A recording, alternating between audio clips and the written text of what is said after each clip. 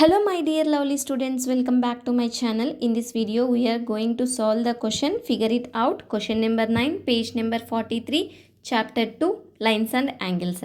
The ninth question is, measure all three angles of the triangle shown in figure 2.21a and write the measures down near the respective angles. Now add up three measures. What do you get? Do the same for the triangles in figure 2.21b and figure 2.21c. Try it for other triangles as well and then make a conjecture for what happens in general. We will come back to why this happens in a later year. So you have to read the question carefully and understand it what they given. They given three figures and we have to measure the angles, add the angles, observe the result, make a conjecture. You have to use a protractor to measure the each of the three angles in the given triangles. Next we have to add the angles. These are the three figures they given. Here I am going to measure the each angle. I kept the protractor like this and I measured the angle. The A angle I got 45 degrees, B angle 60 degrees and C angle 75 degrees. Now we have to add three angles. Angle A plus angle B plus angle C equals to, we will get 180 degrees if you add all three angles.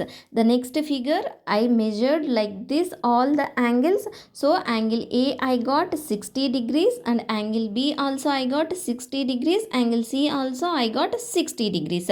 So angle A plus angle B plus angle C equals to 60 plus 60 plus 60 equals to 180 degrees. This is the last triangle in the ninth question. I have already measured the angles. So angle C I got 90 degrees, angle A 30 degrees, angle B is 60 degrees. So angle A plus angle B plus angle C equals to 30 degrees plus 60 degrees plus 90 degrees equals to 180 degrees.